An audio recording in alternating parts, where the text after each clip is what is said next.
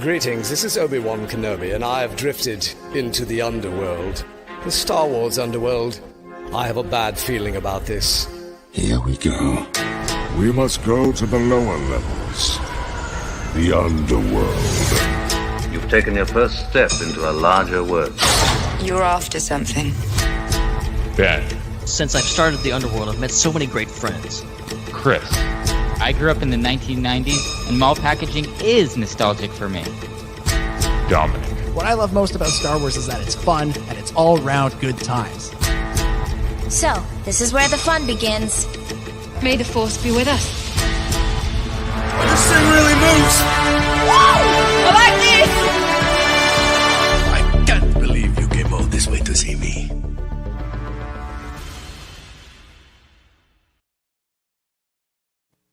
What's up, Star Wars fans, and welcome back to another episode of the Star Wars Underworld podcast. We are your source for the latest breaking Star Wars news and discussion each and every week. And this week on the show, we've got cast members from the Obi-Wan show and the Mandalorian teasing the future. We also have the director of The Ninth Jedi talking about the making of his Visions short, and he also drops some really cool wishes in there as well. And we've got Lucasfilm launching the Bring the Bounty campaign. We're going to talk about all that and so much more on this episode of the show. My name is Chris, and joining me is my good friend, Mr. Dominic Jones. Hello, Chris. Hello, Ben. Hello, everybody. Yeah, what an exciting week. Big trailer dropped today.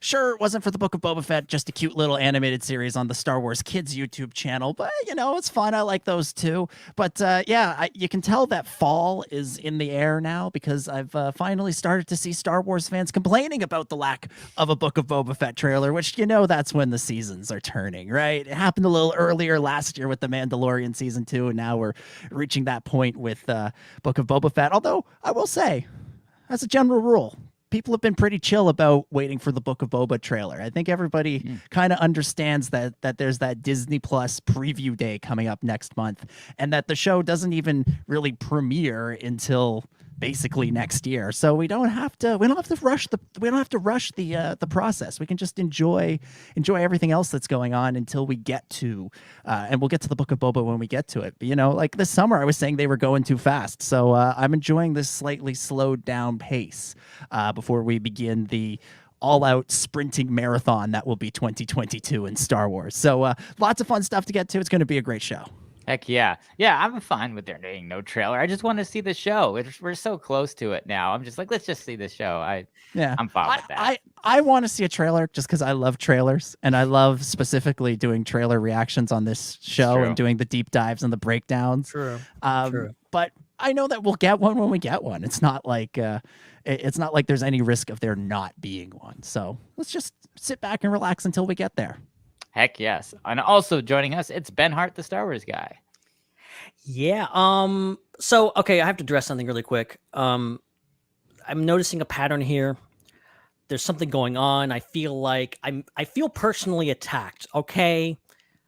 Dominic's backgrounds have just been seemingly directed directly at me. And I'm not sure how to feel about this, okay? Yeah, well, this week you have one of my greatest pictures, one of my greatest portraits ever. You put it as your background. Yeah, this week it's not just you though. There's also Kieran in there. When he's awake, he looks fabulous. Fabulous. Yeah, Ben, I look like crap. I did a lot of that. As you know, that's how I looked for most of that time in that stupid bunker. Yeah, I've got this picture from Celebration Orlando as my background, and in it, Ben is fast asleep, and Kieran is holding a microphone and mugging for the camera. Yeah, Kieran's like. It's a great picture. I'm glad you noticed, Ben, because it was there for the entire pre-show, and you said no. Nothing. I was just waiting. I was trying to ignore it. I was trying to just let it go, but you forced my hand. All right. Yeah. Well, I was. I had another picture ready that I decided not to use. It was a picture of you and your dad, and I was like in the middle, so I was like in your family picture. But I decided not to drag your dad into these shenanigans. I didn't know that picture existed, but yeah, my dad thanks you for not dragging him into this. Yeah, well, now that we've had 2 weeks of Ben in my background, I don't know. Chris, I might be going through your pictures next week to see what I can find. Right there. You can have fun with that because about a year ago, I think I set most of my photos to you can't see them. As you do, as you probably should sometimes. My But stuff's that all might have been- public, and it comes back to haunt me all the time. That might have been just for non-friends, so I can't remember what I did. So we'll find it. I think you'll be finding out. All right, we're gonna be getting to that news real quick. We want to thank the 5 people who subscribed to our YouTube channel because it was stuck at needing 69 more people for a while. So thank you. Too long. Now we only need 62 more people. Did I just do that? Bad math. 7 people. Thank you to 7 people. I forgot about 2. I apologize. I was just thinking something's not quite No, right about that I've sentence. been doing math really, really bad because I went from one side of the United States to the other, and the time zones, and I don't know what time it is, and I'm just all discombobulated, and yeah. But so yes, we are so close to 1,000 subscribers. We only need 62 more. So please head over to youtube.com/Star Wars Underworld and subscribe. Even if you usually listen to the podcast, it's a great way to just to check out our faces, see what we actually look like, so you can visualize something other than, I don't know what you visualize when you listen to our show, but whatever you do. Just subscribing would help us out a lot. So please do that. And also, if you are watching on YouTube and you enjoy YouTube content, we've got a lot of other great podcasts in our network. We've got the Star Wars Culture podcast on Wednesdays, the Rollout on Fridays, and Chatter Squadron on Saturdays, which you can find on all those respectively named YouTube channels. Please support us on Patreon, patreon.com/the SWU, and that's where you can get our weekly pre-shows. Our pre-show, as usual, is all over the place. This highly week. entertaining if you enjoy just behind the scenes nonsense of us trying to get this show to where it looks right now. That's right. So definitely check that out. Patreon.com/the SWU. Any subscription level over there will get you access to all of our pre-show content. You can find our merch over at tpublic.com/user/the Star Wars Underworld. We still got some Star Wars Underworld logo merch there, as well as some Radio Razor Crest merch, where the Razor Crest is still in one piece on our merch. So you can find that over there. Just put RIP under it. That's right. Add a little sticker. Rest in pieces. Oh my gosh. And you can send us listener feedback to swunderworld@gmail.com. That is our email address. And if you're listening on a podcast app that lets you leave a review, please do that. I would be greatly appreciated. Ben, your weekly IPC update is now. Yeah. So this one was a very fun one. We on IPC this week. I actually haven't done anything with my other show. I announced it, and then I haven't done anything with it because I haven't had time. So be patient with me. But IPC, yes, we had another episode. It was talking about Superman and Lois, and it's one of my favorite new TV shows. So if you have watched it, I think you will enjoy the show. If you have not, go listen to it anyway, because we're going to tell you exactly why you should be watching it. And our buddy Chad, the producer who's making the show happen, is over there. You can actually see his face for the entire time. It's kind of awesome. Nice. Check it out. Check it out. All right. Let's get into the news. And I think we'll start this week with a little bit of Star Wars Visions talk. And specifically, we're going to talk about The Ninth Jedi. You guys remember that episode? What? Arguably the best episode of the series. I think there's a case to be made for that. The director of that episode, Kenji Kamiya, was interviewed this week by Oricon News, which is a Japanese website. So the interview obviously was in Japanese. But fortunately, Star Wars is global, and there are Star Wars fans all over the globe. And a Star Wars fan with the Twitter handle @Norsk Akiruno took it upon themselves to post a Twitter thread summarizing the interview and giving us the lowdown on what the director was saying. And basically, the main takeaway from this is that the director and the team that worked on The Ninth Jedi would love to keep making that story, that they have the story planned out. And It's just a matter of basically getting the go-ahead for it to happen. Basically, he said that they mapped out basically everything that's going on in the galaxy at this time. It's kind of suggested that they think that this story takes place after the rise of Skywalker. So like distant, in the distant future. It's not in the distant past, which I guess makes sense when you think about it. And they have a plan for a full, or enough story, at least in their minds, for a full feature-length movie telling the story of the Ninth Jedi. I think I know the answer to this question. But are you guys interested in seeing a feature-length version of the Ninth Jedi that picks up where the story left off and takes us in new and exciting, crazy directions? Oh my gosh! If Disney did one thing, if Lucasfilm did one thing over the next few years, I would want it to be this. Like, I mean, I would be more excited for a Ninth Jedi sequel film than Rogue Squadron, to be honest. Like, Rogue Squadron's cool, but it's like not going to depart too much, I don't think, from the Star Wars that we're used to seeing on screen.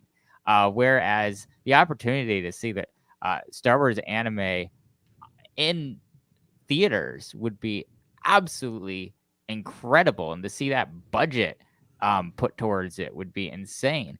So yeah, they have to do this. This is not a question. This would be super successful. Yeah, please do this. Ben? Begging you. Yeah. My ice cold frozen take on this is hell yes. I want this. Yeah, I mean, I love hearing. And you can actually go to, I think it's look up the thing. It's Norsk Akira. It's NORSKAKIRUON. You can find it all through our thing. I shouldn't even spell that out, but it sounds like a Norwegian word. And, I got halfway through this. I'm like, word. I can't say it, so I'm going to spell it. But then I'm going to spell it. It's just a bunch of mess. It's All on right, our Twitter. You can go to Hold on, Ben. Star Wars It's Underworld. I'm going to retweet it via Star Wars Underworld. You can find it. But basically, you have the entire interview, which is done in Japanese, I think, is done translated through this, and it's a great read. Just go through the Twitter thread and just read it all, because it's really fascinating to kind of hear him go through all this thing and talk about how they have it all planned out after it's Rise of Skywalker and all this kind of stuff, and how they really just went in depth on just as seen in the episode itself. It's like you can tell this thing is really deep. This is more like, all of these things are really well done. There's a lot of love and care put into all of these shorts, but like Ninth Jedi was like, okay, there's something going on here. There's more to this. And it wasn't just like, oh yeah, it wasn't supposed to be a cliffhanger ending for nothing. There's more to the story. No duh. And I love the idea that like he's just pitching this and going, yeah, I just did part of it, and even draws attention to the fact that like this is just like Star Wars. George Lucas in the first just did part of his story. He couldn't do the whole thing, so he just did A New Hope, and that was it. But the hope was there to do more, and that's exactly what he's doing here. And I say, heck yes. I don't know if I want to be, a series or a movie.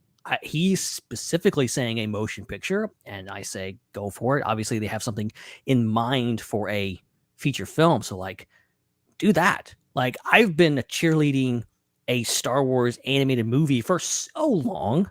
I would love it if it was this. Like, that would be just amazing.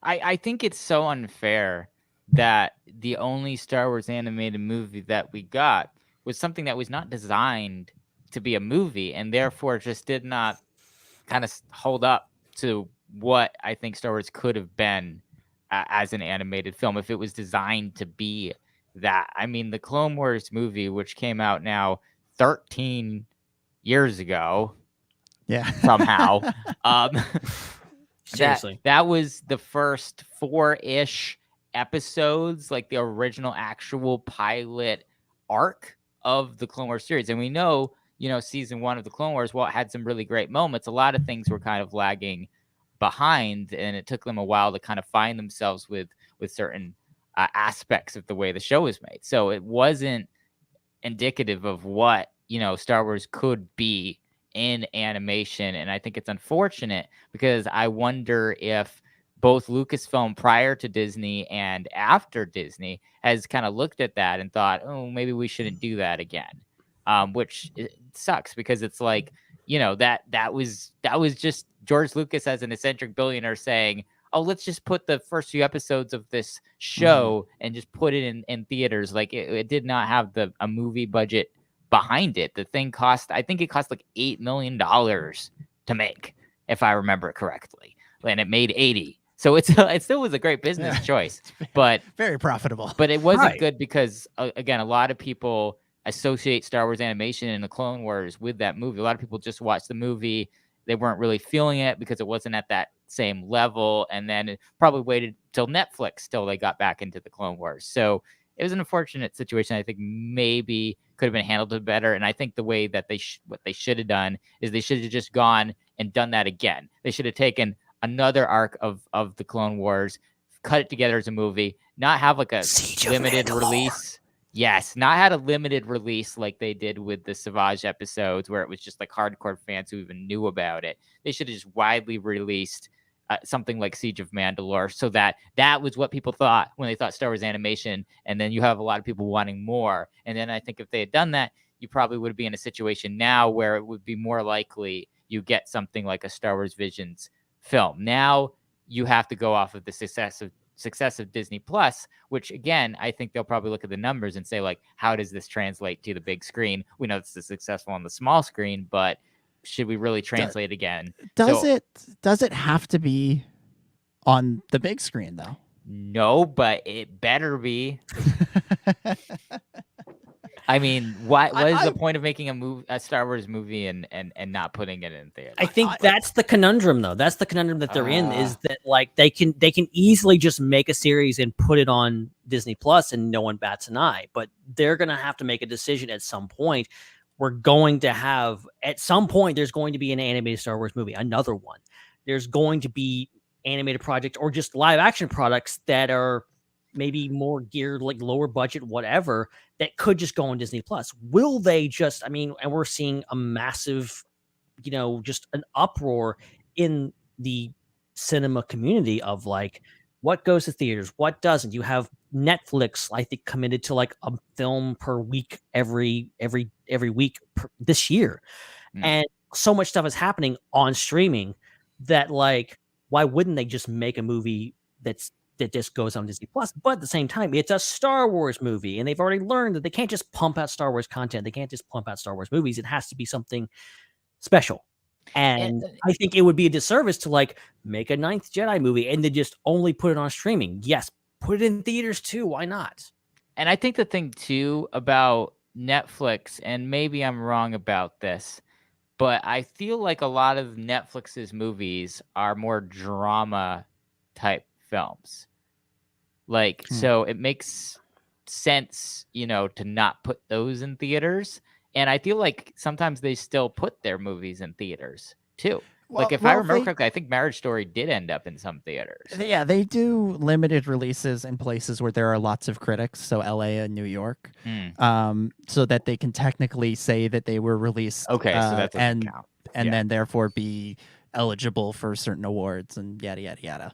So I don't being in LA, I'm in a bad place to know what's going around everywhere else, because I will always see all these billboards like, oh, watch this in theaters, but like it's not in theaters everywhere, and I would have no way of knowing unless I really paid attention to every single thing. So that's good to know.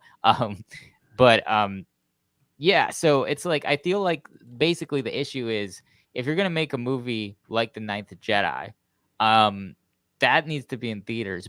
But if you want to really go out there with Star Wars, which I think they should, and have a more of a Star Wars drama film or a Star Wars like mystery film like Knives Out, like I feel like that would work just on Disney Plus. But if you're making an action film, that should be in theaters. Yeah, I don't disagree. I just wonder if Disney looks at this and says, we want to have more like event Star Wars content for Disney Plus. We want to do like big one-off things.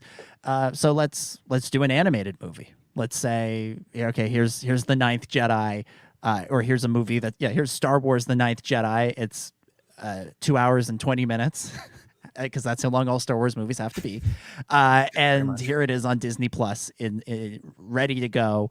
And maybe we can do some limited screenings here and there, but by and large, we want this to be a Disney Plus thing, so that more people come to Disney Plus and subscribe, so that they can be a part of this exciting, momentous, tremendous event. I've said it before, and I'll say it again, because I know not everybody who works at Disney listens to every podcast that we do. Not everyone. So in case you missed it before, this is how you fix all of these problems. You put a movie in theaters and you require people to have a Disney Plus subscription to see it. Fixes everything. The amount of people who will sign up for Disney Plus, if you have, it would be insane. Because you get all the people that don't care about the app, that just want to go to theaters and see movies. You get all those people subscribed, and then you tell them, with your Disney Plus subscription comes like a discounted price movie or even a free movie. Because again, as we know, movie theaters make most of their money from Coke and popcorn, upcharged by $5 each. So, they don't care if people aren't paying much. Just have them pay whatever fee goes to whatever cut the theater gets, and that's it. And then have the rest go to the subscription and have it be kind of like a movie pass associated with Disney Plus. I think that would be wildly successful. There's kind no of way you could amazing. lose money on it. It's kind of amazing that Disney hasn't come up with something like that so far. Some kind of Disney movie pass. It's either connected to Disney Plus or not. I think it's because Disney Plus really had its big surge during the pandemic, and you're not going to be marketing in-person events during the pandemic because it's not a good idea. So now that, most people are vaccinated, maybe we can start marketing some stuff like that. That would be great. Yeah. Or maybe and wait a few years. The alternate timeline where COVID never happened, like we would be talking about a lot of different things. But that's been pushed back years at this point. It's true. Yeah, look, I want to see this. I want to see this story be continued. I want to see it on the big screen. Obviously, I want to see you get no argument from me on any of that. And I hope that the people at Disney, hope that the decision makers on this, follow through on it. I think Visions was a big success for them. I think I've seen some very positive looking reports that have been made in the sort of the industry press about the attention that it got and the viewership that it got, and the excitement that was there for it. So I think at the very least we'll see a second season of Visions, and hopefully, if nothing else, we can get the Ninth Jedi Part 2 in that. And honestly, if they release it in 20-minute chunks every year and get to tell their story, again, I'll take it. Yeah. It's not my preferred method. My preferred method would be here's your 2-hour movie, go see it in the theaters. But I'll take it that way. But this whole idea, the idea that the Ninth Jedi is, it's this sort of completely new era of Star Wars. It's beyond Rise of Skywalker by, I'd say, a significant portion of the time. Has me rethinking what I'd like to see from the sequel trilogy, assuming that's something that happens. Because I've been of the opinion that you do the sequel trilogy, and that's when you bring back Daisy Ridley, you bring back John Boyega, Oscar Isaac, Kelly Marie Tran, Naomi Aki, on and on like that.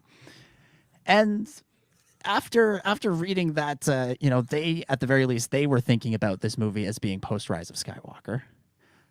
It has me kind of thinking maybe episode 10 should be 1,000 years in the future or 500 years in the future.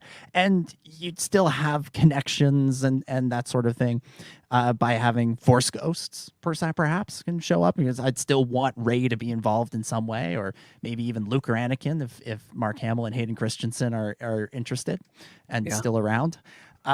Depending on when they make this thing. And so this has me thinking maybe that's the way forward, instead of doing what they did with the sequel trilogy, which was sort of making the event of it be about, all right, we're bringing back the old cast. That was such a big part of The Force Awakens, was we've got Harrison Ford back, we've got Mark Hamill back, we got Carrie Fisher back. That was such a big part of the promotion for it. And maybe you don't need to do that. Maybe you just let You just let some storyteller come in and say, what do you see as the future of this galaxy? And maybe they want to do sort of like what the Star Wars Legacy comics did back in the day, but tenfold, and say, oh, we're going to go 1,000 years in the future and really reimagine what the Star Wars galaxy looks like. And then you still do stories with Rey, Finn, and Poe. You don't stop doing stories with them, but you do them on Disney Plus. You do them as series. I'd been sort of saying, let's save Finn stories or Poe stories or Rey stories for episodes 10, 11, 12. Let's not rush into telling all those stories, but let's if they want to do a Finn series, as has been rumored, then let's do that. Let's get those stories told. Let's tell some great stories with Finn and Poe. Let's not worry about them and Rey, and let's not worry about them being part of a trilogy or part of a movie series. Let's just get them out there, do them now. Don't wait. And then when the time comes to do episode 10 or whatever you want to call it, you start with a completely blank slate instead of working with any sort of baggage. I don't know. I'm really intrigued by the idea, and I kind of would like to see it happen that way now. You know, let's keep telling stories with those characters. I feel like see what the future could be without them. Yeah, or without them in major roles. Sorry, Ben. Go continue. No, you're fine. I just jumping off of what you're saying here. Like I feel like part of the power of the sequel trilogy, going into Force Awakens, going into hearing that, okay, Carrie's back, Harrison's back, Hamill's back, Peter Mayhew, all of these guys are back. We're going to get that sequel finally. It was the fact that we spent so long without them, that we had gone a whole nother trilogy and a whole nother era of Star Wars storytelling without those characters and without those actors specifically. And I'm not saying that I want there to be, a 30-year gap between now and the next time we see Daisy Ridley, Oscar Isaac, and John Boyega. I would absolutely say, yeah, cast them right now, get them back, and do something next year. Like, I'm all for that. But I think if you're just going to get them back to, okay, let's do this over again, and it's something similar, and they're fighting some things, I feel like it has to be something completely different, and just go forward with it and go 1,000 years into the future with all different characters, and you can still come back to that. You can still do a prequel trilogy to the sequel trilogy and bring those characters back. And now we have it open up to, it's not just movies, it's series, whatever. They can do basically anything they want. So like, that's the whole thing. And I think something, even if it's not the Ninth Jedi, if it's something like the Ninth Jedi, I'm much more interested in that going forward. Because I think from a storytelling point of view, I think jumping ahead, 20, 30 years and going, oh, there's something else happened. The galaxy is in strife. The galaxy is at war. It cheapens what happens. We had the ending of Return of the Jedi. You ruined that a little bit. You got 30 years out of it of peace, and then it kind of got ruined again. But now we've got this big ending in Rise of Skywalker. You got the ending of the Skywalker saga. Let that last for a little while. I want to believe that the galaxy had maybe 1,000 years of peace after Rey did what she did, and that meant something versus something else. There's always going to be something that comes around, but ultimately I want that Rise of Skywalker ending to have more power to it. So when I go back to it, it'll feel like, okay, even if I didn't love this movie, it still meant something. That was still a real ending. So there's so many things they can do, I think, going forward and doing something completely new with new characters that have no connection whatsoever. And that's what excites me about Rogue Squadron, is the idea of something new, something we've never seen before. Yes, I want it to be after Rise of Skywalker, but my ideal situation is it's set after Rise of Skywalker, maybe a few years, but it has nothing to do with Skywalkers. None of the characters that we know show up. It's just new characters, and you hear about them in passing, and that's it. That's, I think, where we're going, and I think we have stuff like High Republic. I think Rogue Squadron is going to be like that, where we're going in direction of, let's get away from familiar. Let's make something a little bit different. And Ninth Jedi is right along those lines. Mm-hmm. Yeah. Joel in the chat, he mentions Legacy, which is a comic book series that took place 100 years after the films in the Legends verse. Yeah, I thought that was a good way to move things forward as well, because you still had the connections. Like you have Cade Skywalker, who's like Luke Skywalker's like great grandson or something like that. And then you have connections between inside the legends between Crate and you had his origins back in the film era during the comics. Right. But then there were completely new characters like Darth Talon that had nothing to do with the films. And I thought that was really innovative and really cool. So one thing you can do is you can do a time jump and just have the descendants, but not have the direct descendants. So you don't have that baggage there where they're still dealing with, the decisions made by people who you know of. And that way there's that connection, there's that legacy. That's literally why it was probably called that. But you still have so much room and such a blank slate for the characters. So having that kind of distant future, but still near enough where you're dealing with maybe some people related to the people that that might be a good way to do it. I think they did it well in the comics. Mm-hmm. I think Star Wars has a bit of a baggage problem. Mm-hmm. It does, and which to be fair, what do you expect from a 40 some odd year old franchise, right? Like, really, what should we expect? It's gonna happen. You came with that many suitcases? yeah.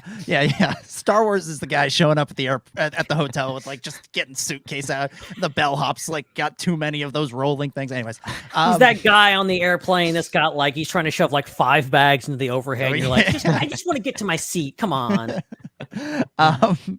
And I think what they need, and one of the things that was so great about Star Wars Visions was that it provided a bit of a blank slate. They said to the people making Star Wars Visions, do whatever you want. Good luck. Go. And I think Star Wars needs money, that. Go. Yeah, I think Star Wars needs that on a bit of a bigger scale too. To really, reach its sort of next level and next phase of being as a franchise and as a series and as a story and as a myth, and moving the story significantly further into the timeline, 100 years, 200 years, 500 years, 1,000 years, I think gives you that opportunity because you're not burdened, like you were saying, Chris, by anything that necessarily happened in the immediate past.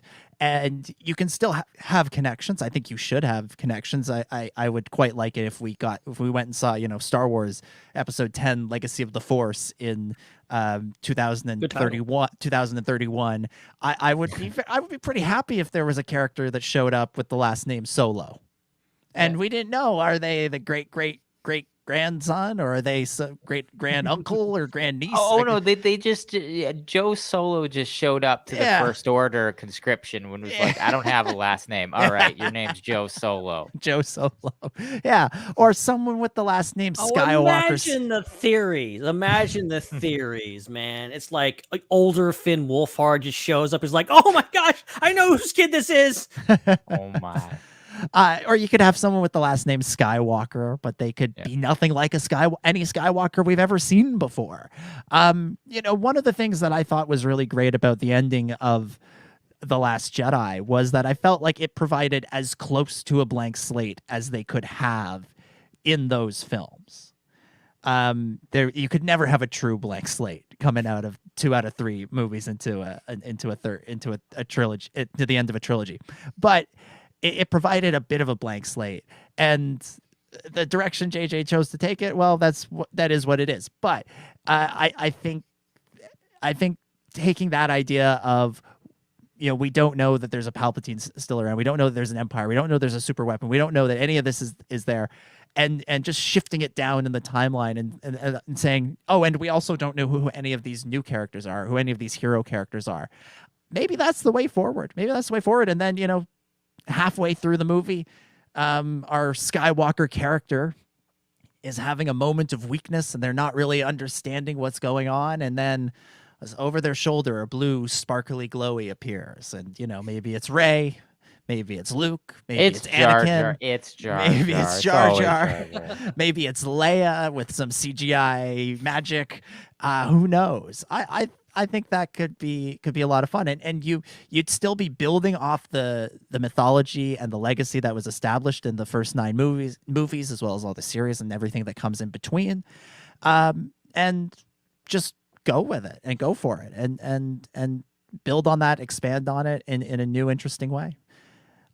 I think that could work. I think that might be something. I hope that's something they consider when they decide we're going to start making episodes again. We're not just going to do standalone a Star Wars story stuff. When they say it's time to continue the saga, I hope that's at least on the table. When you get to direct your own Star Wars film and they make you sign an NDA, I can still leak it because you just know the plot. The whole story, yeah. Just go back and listen to the October 14th episode of the podcast. There it is. There is The a whole Latino thing. review is all over it. Yeah. So there it is. That's what we're talking about with the 9th Jedi. Yeah, let's hope that at the very Release least the 9th Jedi cut. Hashtag. let's hope at the very least we get to see a continuation of that in some form, in some way, somehow. All right, let's move on. Let's talk about this next story. Is kind of interesting. This is Lucasfilm announcing their Bring Home the Bounty campaign, which I gotta say, I don't love that name. It's a mouthful. I don't know why. I don't know why. I just don't love it. Wait, Doesn't no, roll off the tongue like Force Friday. the marketing agency screwed up. This one's for paper towels, Dominic. Yeah. Okay. Good. This is this new. I don't even know how to describe it. Ben, do you want to try and describe this thing? Okay, so basically what they're doing here is that they're doing this gigantic collectible toy, home goods, all kinds of stuff, anything like with the Star Wars brand on it. You're talking about toys, games, whatever. They're releasing a section of this every Tuesday until the end of the year. So what we're going to be getting is, I don't know if there's going to be themes to it. There doesn't seem to be a theme to like the first bit, because the first bit is like, there's some Rogue One stuff in there. There's some Baby Yoda Crocs. Okay. There's a Moroff pop figure. There's Mando and Boba Fett like vintage figures. There's sunglasses.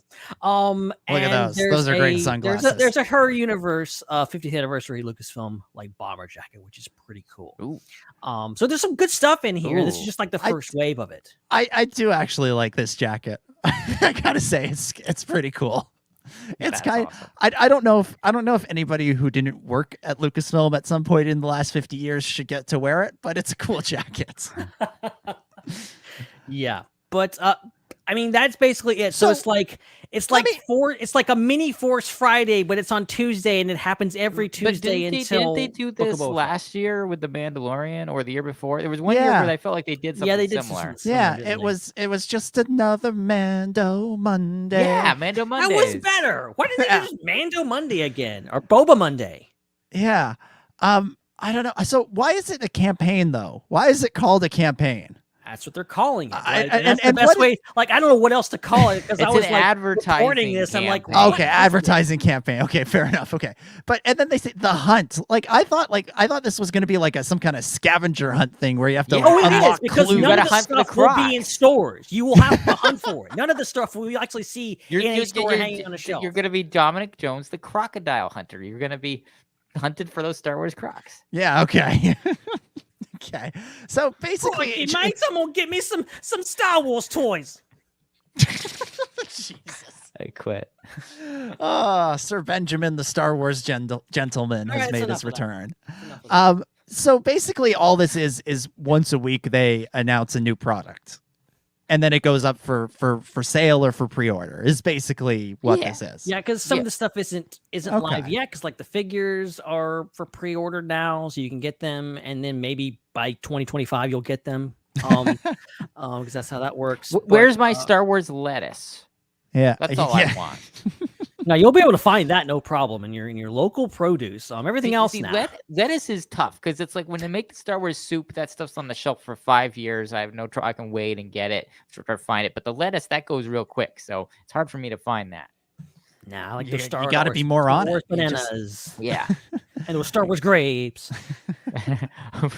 I want to meet the person who has a collection of all those Star Wars like fruits and vegetables, but has it like properly like sealed up so that they remain perfect in time, and so that you don't have like it's not. I don't want just the sticker that was on them. I want like the grapes are still there and they still look like grapes, not shriveled up raisin things. So I'm looking at this Back the Bounty or Bring Home the Bounty, whatever the hell this thing is called. This graphic Bounty picker upper. at this graphic that they have on StarWars.com that sort of runs through the weeks. And they've got all these icons here. Like this week, for week 1, it was a Stormtrooper helmet. For week 2, there's looks like a Mandalorian helmet. Week 3 is Bo-Katan. Week 4 is Ahsoka, and on and on and on like that. And you get further down, you get to week 10, and there's this what looks to be like some kind of old school game controller, and that's for December 14th. And I've seen that this has led to some speculation, including like articles being written about it, articles quote unquote, where people are saying, "Oh, this must mean that on December 14th, Lucasfilm is announcing a new Star Wars video game." And I understand why, but I'm not buying it. Because have a look at the week 1 icon here. That's a Stormtrooper. Right. I don't see any flipping Stormtroopers in any of this merch that was announced today. I don't see any of it. So I'm not anticipating any of this stuff being related to... Well, all the characters, icon. All the characters, I would say, are probably pretty random and don't have to do with the merch. But when you get to like stuff that's like not character related, I wonder, because it does stand out from the other stuff. Yeah, and maybe there'll be some video game themed stuff. Like you'll be able to get like a Cal Kestis hoodie or a Darth or a Darth Revan Funko Pop or something, like I expect maybe you'll get some video game tie-in related stuff on week 10. I think there's gonna be some foot races if there's a Darth Revan Funko Pop. What I'm assuming, or at least hoping here, is that Stormtrooper is kind of like a more generic Star Wars icon. How generic can you get than a Stormtrooper? But like I'm thinking like, well, they could have just gone with something that's at least vaguely like similar to something in here. Like, for example, week sunglasses. Week 1 could have been Dr. Pershing, the one guy in Star Wars who wears glasses. Like that would have been made sense. Yes. Yeah, sure. The other thing is about just to go back to the video game tie-in, the people hoping for a video game announcement. So rarely do big announcements get tied in with a campaign, quote unquote, like this. Right. Like people always think it's the same thought process that led to many years of speculation that a trailer would drop on the Star Wars show when that was a thing. That's just not it. These campaigns are for products, they're for toys, they're for collectibles, books, apparel. Things like that. They're not for making the big announcements. Those tend to be made in forums that are more related to the medium rather than the Star Wars of it all. All the you think about the film and TV announcements all got made during a Disney Plus or a Disney event, right? Because they want people outside the Star Wars fandom to know about it. Exactly. The video games will probably be announced during a video game event because they want people outside the fandom to know about it.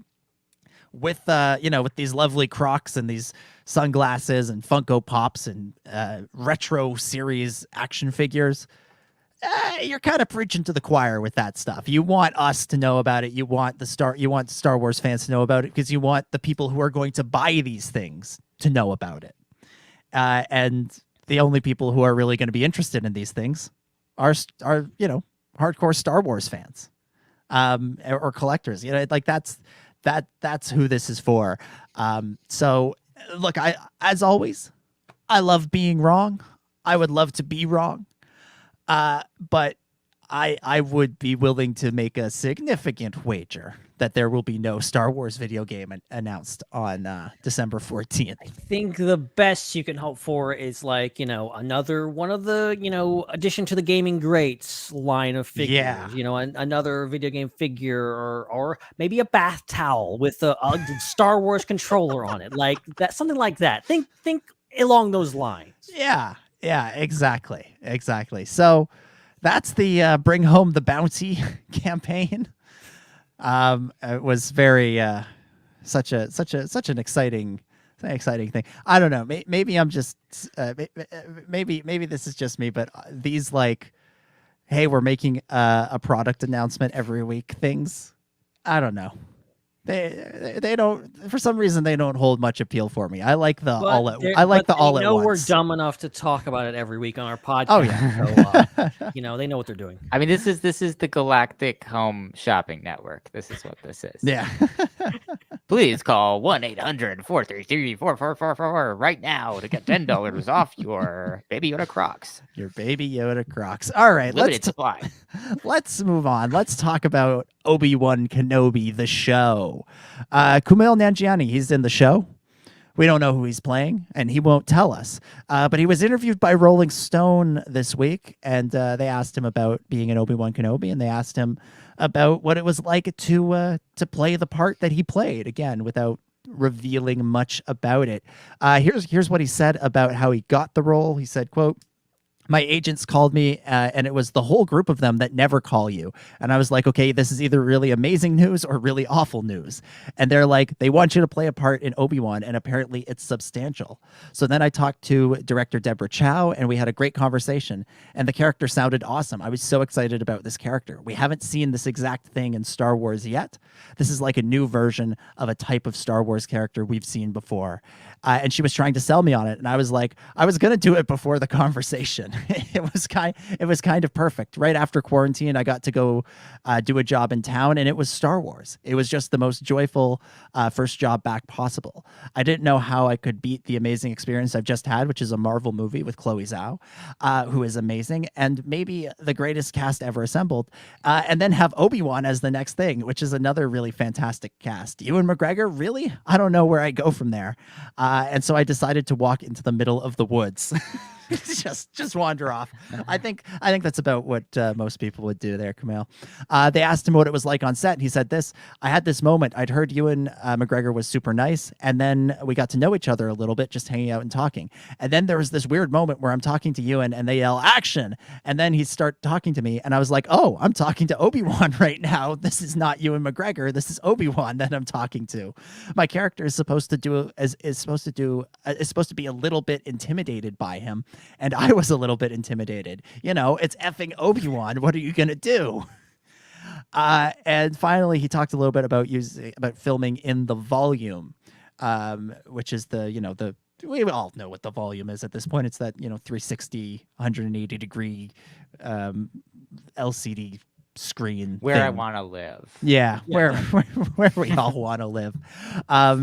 It's what they used for The Mandalorian. He said, quote, "You really feel like you're there. The first scene we shot, it was Star Wars outside the windows with aliens walking around and ships flying by and all that stuff, but the rest of it just looked like a warehouse. So I did a couple of takes, and then Ewan was like, none of this is real. I knew the windows weren't real, but the walls weren't real either. I looked and I was like, wow, all the walls are projected. The only thing that was real in the whole room was the desk I was sitting on. It was wild. It was really, really exciting. I love shooting like that because you don't have to pretend that you're on a spaceship flying through space. It really feels like you're in a spaceship flying through space. And it's amazing to be inside the world of Star Wars, the world that I've been watching since I was born. I've been a fan for as long as I can remember. In fact, I just went to Disneyland and I went to the Star Wars world, and I was like, oh, this kind of feels like being at work. Oh no, that's not what you want. You don't want to be at Disneyland thinking, oh my God, I feel like I'm at work right now. That, or you want to, whenever you're at work, feel like you're at Disneyland. I suppose. Yeah. That's cool. That's a cool interview. I'm excited to see what this guy brings. I'm a big fan of Kumail. I've loved him on Silicon Valley. I love his stand up. And so I think it's going to be really interesting to see him in Star Wars, somebody who I have a very sort of specific expectation for, which is I expect him to be kind of the funny guy. And, you know, I expect he'll have some funny moments in this, but I also kind of wonder, like, you know, did they typecast him? Did they think, he's going to be the funny guy? I thought when the casting announcement came out that he might be playing a droid, and it's still possible, I suppose, but from what he says in this, it doesn't sound like it. I thought he was going to get kind of the Alan Tudyk treatment. But it might be kind of interesting to see him do something that's a little bit more serious, do a little bit more of a kind of down-to-earth, serious, you know, rebel general role or something, you know? Well, it's interesting because he says it's like a type of character we've seen before, but it's like a new spin on it. And like that's such an intriguing thing to say. I mean, the first thing that came to my mind was, is he talking about like being an Inquisitor or something like that? Because, you know, not everybody knows what an Inquisitor is and might think that this is something new. And then the other thing that came to my mind is something that I've always wanted to see, which is a Force-sensitive bounty hunter. And we only got a little bit of that at the end of Asajj Ventress's story. But I want to see that, like a full-on character from beginning to end as a Force-using bounty hunter. I think that would be super interesting. So that intrigues me. There's so many places that could go. Yeah. And there has been, and I was thinking along the same lines as you, Dominic, like, you know, droid, because that's what we got to have in Star Wars nowadays. We got to have a wacky, funny droid. We got to get a funny person to play that droid. And yes, I loved K2. I loved L3, but let's think outside the box here. Let's not just typecast, especially, you know, someone like Kumal. So what we know from this interview, he talks to Obi-Wan. He's intimidated by him. He sits behind a desk. He plays a new version of, like, I'm trying to think, like, I like the idea of, like, what if he's super serious? What if he's an Inquisitor that's trying to kill Obi-Wan? Like, there's a lot of possibilities here. How many Inquisitors do we know that sit at desks? That's the question. That's the question. I'm thinking maybe he's like an Imperial senator who's like secretly funding the Rebel Alliance. I like that idea. That's cool. I really like that idea. Yeah, kind of in that Bail Organa space. Or I don't know. I mean, we had a whole bunch of scenes with Carl Weathers sitting at his desk in Mandalorian. So maybe he's like the magistrate of some other planet, or I don't know. Maybe a rebel general who's got something else going on, or he's some kind of cool sheriff guy or something. I don't know. There's a lot of places that I also they could go like with this. The bounty hunter type thing. I like the bounty hunter idea of, like, maybe someone who's, you know, I don't know, maybe not the most competent bounty hunter, or at least maybe not taking it as seriously as most of the bounty hunters are. You know, or like one of those ones that seems like they're not taking it seriously and they're cracking jokes, but then they're secretly like the best shot. Right. Exactly. Yeah. I like that. Or maybe there's other Jedi. I don't know. Maybe you could be playing a Jedi. Well, let's throwing it out there. It could be a droid Jedi. A droid Jedi. That's a thing now. Toby-Wan. He could be playing Toby-Wan. Yeah. Or Toby, not Toby-Wan. Toby-Wan. Toby or Tob-Wan. Toby-Wan. Toby. Good stuff. Well, we'll hopefully we'll hear and see from more from Kumail as the weeks and months go on. But speaking of Inquisitors, Jason Isaacs, he is doing a lot of not talking about Star Wars. He was interviewed by Slash Film, and they asked him if he would be interested in ever playing the Inquisitor in live action. You know, Jason Isaacs has been in a lot of live action stuff. He actually played General Draven's brother in a Netflix show, which is an interesting thing to sit and consider. Yeah. Wow. But he said this when he's asked about it. He said, "I can't even acknowledge the existence of Lucasfilm as a real entity. I've signed so many NDAs. Even having this conversation with you now, I have to come round and cut your tongue out while you're sleeping. I apologize."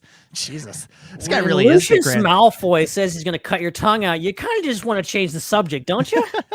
He really is the Grand Inquisitor. And then, the interviewer tried to be like sneaky and ask, like, hypothetically, would he be interested?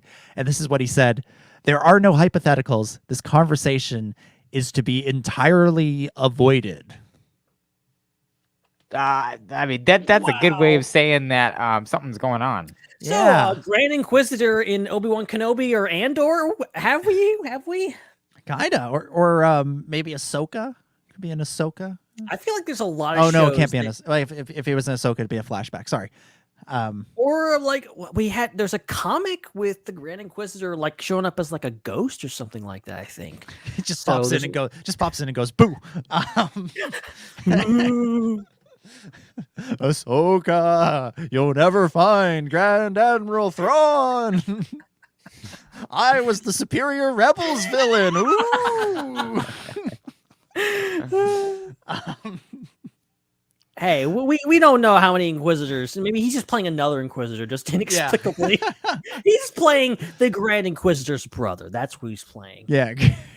Twin brother. Twin brother, his twin cousin. I think based on this, it sounds like this isn't quite as bad as Frank Oz saying they asked me not to talk about it, but I've signed so many NDAs is quite a thing to say. Especially when why would you be playing? Why would you have NDAs still in effect? Why would you sign NDAs for a project you did what is it, 5 years ago at this point? Like, character is dead more than 5 years ago. Ben.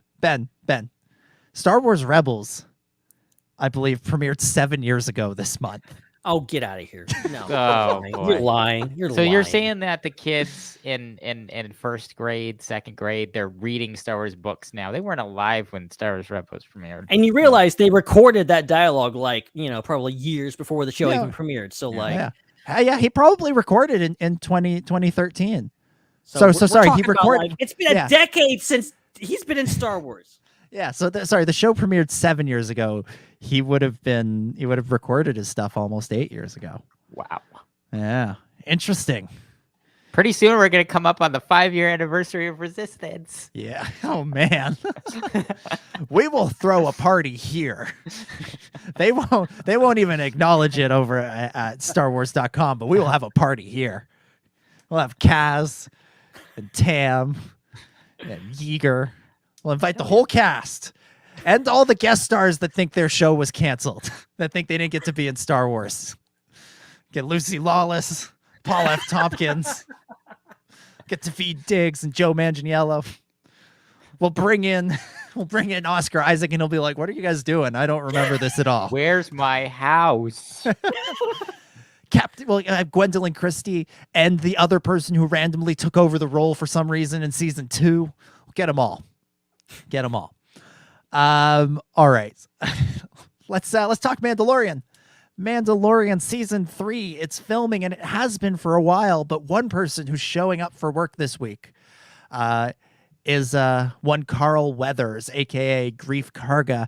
He tweeted this week. He tweeted, "Mandalorian season number 3 begins for yours truly on tomorrow. Grief Karga will be back on Disney Plus. #Be Peace." So he's back. He's coming back as expected. I mean, I think we knew he was coming back, but it's good to know that he's there now. Yeah, but yeah, he's probably wrapping up. I guess they probably wrapped for the day, and he's probably getting ready to go back tomorrow for more Grief Karga action. One other thing kind of interesting. There's supposed to be a convention here in Toronto at the end of the month. They're doing like a special edition of Fan Expo, and one of the people they had lined up to appear was Giancarlo Esposito, and he just had to pull out. The other day, they just announced the other day he's not going to be there. Interesting. So, well, that's unfortunate. Yeah, I was really disappointed until someone pointed out that they're also filming Mandalorian season 3, and I thought, oh, okay, fair enough. If that's why he can't be there, acceptable. They better put in the credits, special thanks to the Canadians who sacrificed their Giancarlo experience to make this episode. Exactly. Who knows? They might be trying to get as many actors in to do as much as possible before the looming strike happens. Yeah. So yeah, we know that Mandalorian season 3 is probably going to take a hit for that. So we'll see how that goes. Yeah. All right. Let's move on. So this next story. So to set up this next story, I feel I have to set it up this way. There used to be a sports radio show here in Toronto called Tim and Sid. And it was hosted by two guys named Jim and Al. No. But wow, that was a plot twist. Wow. Whoa, not expecting that. And on the show, they would sometimes do a segment when there was a story that they didn't know quite how to react to. And the segment was called Something There or Make a Relax. And so basically, you had to answer, is there something there or should you make a relax? And that's what we're going to do for this next story. We're going to decide if there's something there or if we're going to make a relax about it. So how do you make a relax? You just make a relax. That's just how you do it.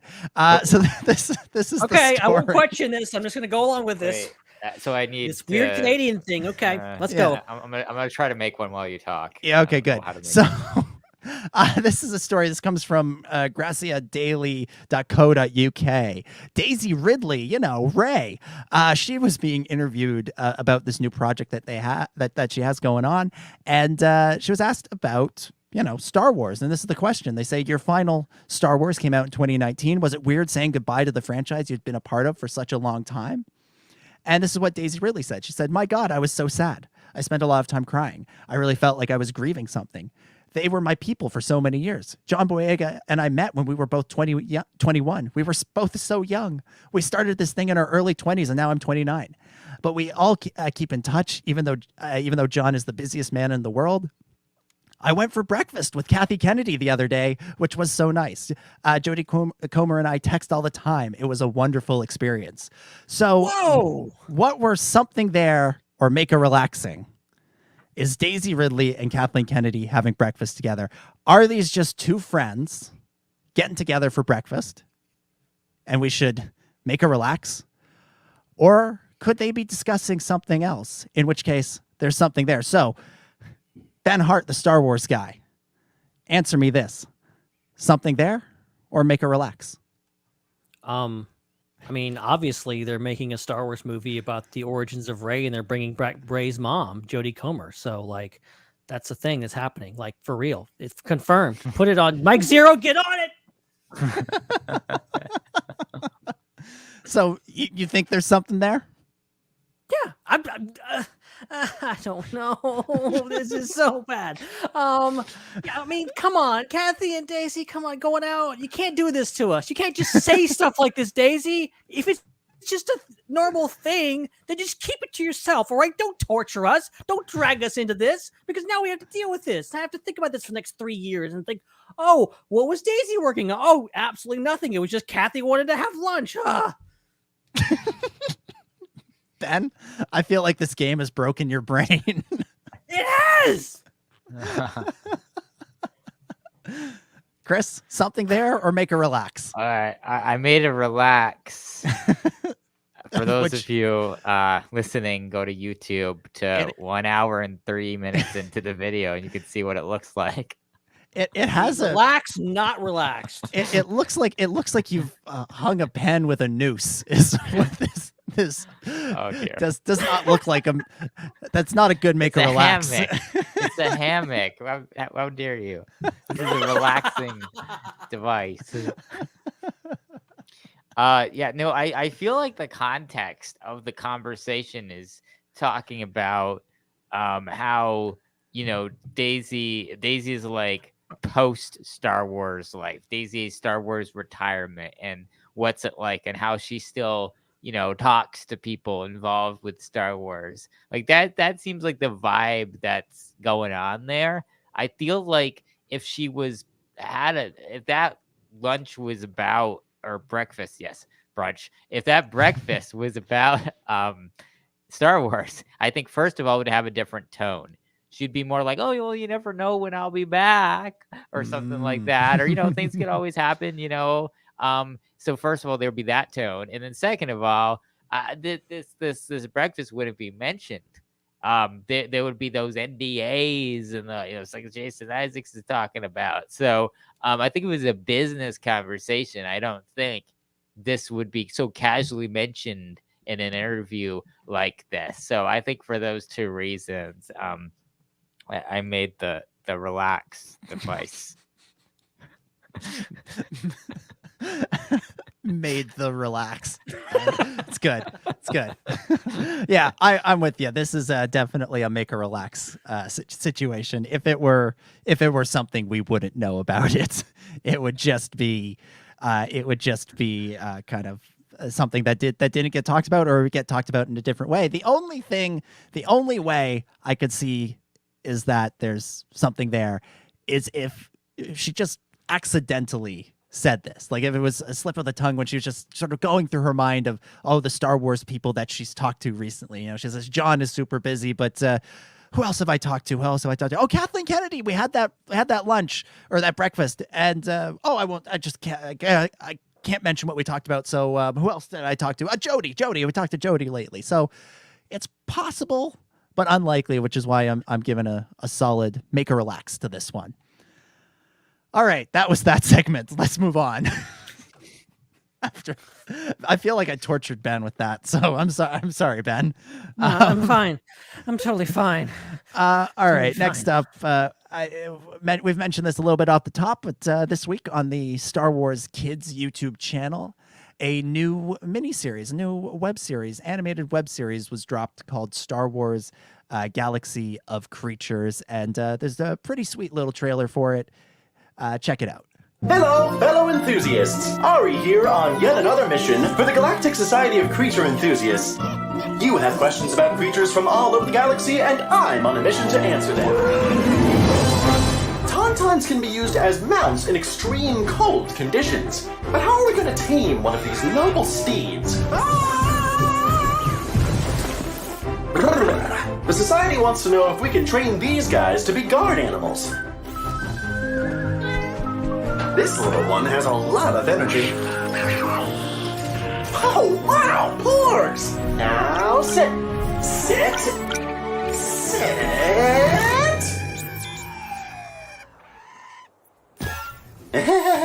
There you have it, enthusiasts. With a keen eye and unshakable determination, a friendship is forged. And shin scratches are a big help too, aren't they?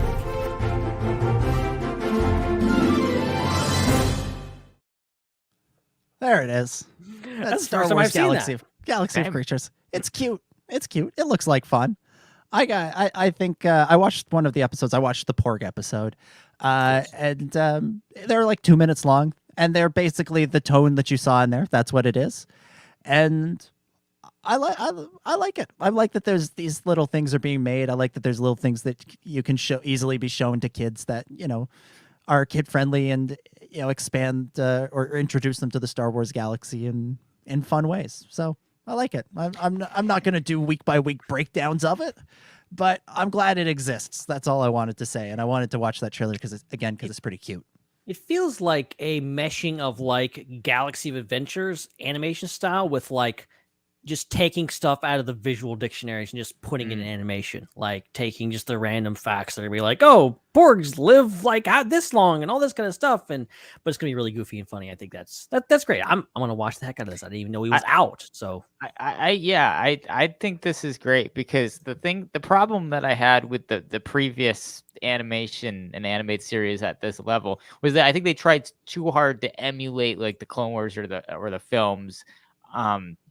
But it just didn't work super well because it was very low budget. It was targeted towards young children, so it just kind of fell a little flat for me. because I felt like, yeah, it's just they were trying too hard to be Star Wars. I think that what's cool about this is they're acknowledging the fact that, like, this isn't your full-fledged Star Wars animation. This isn't Star Wars Visions. We're not going to try to have a story that's like a 5-minute scene from what you would see inside a Star Wars animated show. Let's do something completely different. Let's talk about creatures. Like, I think that's a brilliant move for this type of content, because it goes from seeming kind of stale and half-baked to actually being innovative and interesting. So I think that they may have learned from some previous stuff that they've done, and they're doing something better. This looks good. Yeah, it looks like fun. And I love the little bit in the trailer where they talk about training Buggles to be a guard dog, because that I look forward to seeing. That should be good. All right. One last story for this week, and then we'll do some other stuff. We'll do some fun things after that. Hayden Christensen went to the Empire State Building. That's it. That's the story. Everything I have a problem with this, not because I have a problem with Hayden visiting beloved tourist sites. He should do that. That's cool. He was there for New York Comic-Con. I was sad that I wasn't, but I'm glad that at least someone from Canada was, someone who's a Toronto Maple Leafs fan was, and I'm glad about that. But this is my problem with it. I clicked on all of the videos of Hayden Christensen at the Empire State Building, whether it's from the Empire State Building Twitter account, New York Comic-Con Twitter account, TikToks, all this stuff. And they all had the same caption, which is the one that's scrolling along the bottom of our screen here, which is Hayden Christensen finally gets the high ground. And that writes itself. But none of the videos actually. I thought I was gonna get a video of Hayden saying, "I have the high ground," and that's what I was looking for every time, and I didn't get it, and I feel cheated and robbed, and like I've been clickbaited, and he went to the Empire State Building and he took a couple of videos saying, "Congratulations on your birthday, building." Because buildings have birthdays now. I wanted him to say, "I have the high ground," and I thought I was going to see that, and I didn't get to see it, and that's why I'm annoyed. Yeah, no, it would have been amazing if he had done that, but he's high in the air, and people need to make money online. Yeah. Guilty as charged. Guilty as charged. It was low hanging fruit, and I took it. Man went to building is not a story. That's right.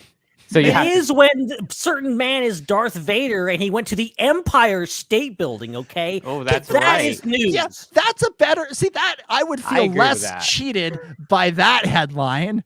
Darth Vader reclaims Empire State Building or something. Yeah, then that's a good implying that Hayden was going to say a classic line that got used against him. I was expecting him to be like, in the video, be like, "Hey, I'm Hayden Christensen, and I just want to say that finally... I have the high ground." That's my Hayden impression. That's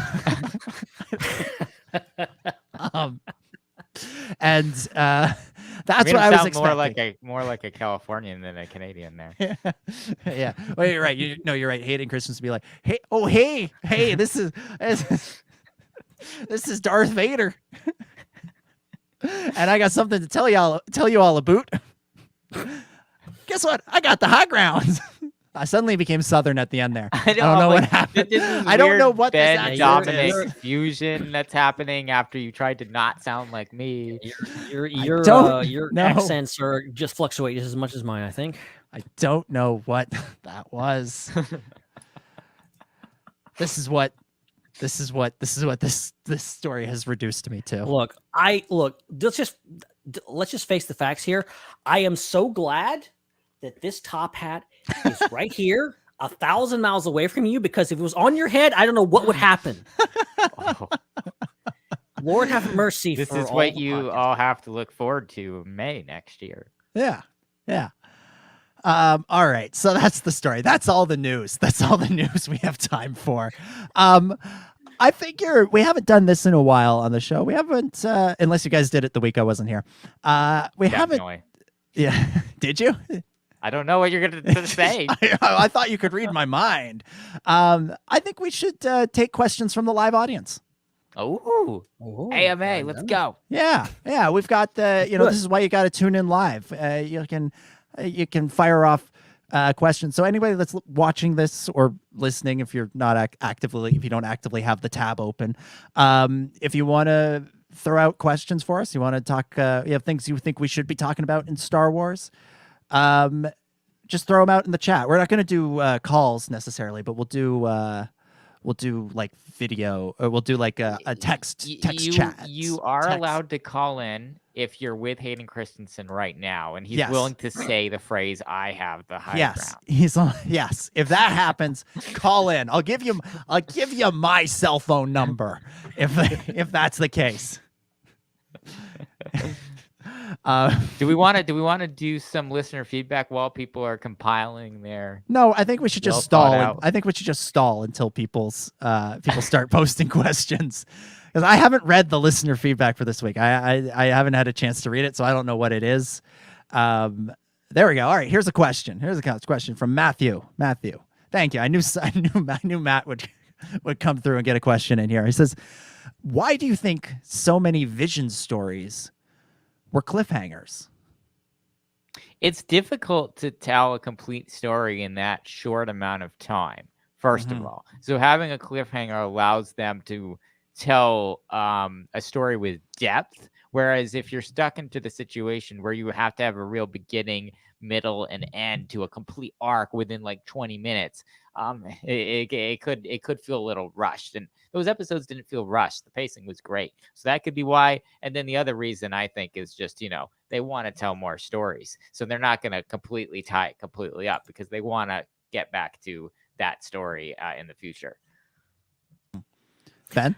Yeah, well, I think it's natural, especially nowadays, especially when you're working within a giant universe like Star Wars, to leave your story open-ended, to not give it a definitive ending and just go like, okay, yeah, we had a story, but then there's more. Like, there's so much. You watch the twins, and it's like, oh yeah, it kind of resolved that little conflict, but obviously there's more to come. And so many of Visions is like that. And I think, I don't think all of them like have a set, like there's a continuation of the story like the Ninth Jedi did, but I would bet that they have some ideas. And obviously, like when you work on Star Wars, what's better than working on Star Wars? Working on Star Wars twice. So like, I think all of them be like, yeah, I would love to come back. Even if I don't have any ideas right now, I will come up with an idea to do a sequel to that thing that I did in Star Wars. So like, there's always a benefit if you just like, oh, everyone dies at the end and that's it. Like that's boring. Like you want to leave a little room for more to come. Yeah, that's about the only way you can really have a true like end of the story, is if you kill everybody. It's just like, yeah, there's no more. Everybody's dead. You have to tell apocalypse stories. Yeah, and I think it also comes back to what the director of The Ninth Jedi said in one of the interviews. It's like, okay, they have stories that they want to tell, but they've only been given enough funding for 20 minutes. So let's do as much of that story as we can, and let's tell a version of it, and let's leave it as it is. And, it's like the director said in the interview, that's basically what George did. He wanted to do this the entire original trilogy as one movie, and then realized, oh, I can't do that. So he took the first third roughly and said, there you go. There's your Star Wars movie. There's your movie called Star Wars. So I think that's why. I think there's a multitude of reasons, and it all depends on the short and what they were hoping to achieve with it. All right. Next up, we got this one here from Joel Davis. Joel writes, so if Padme,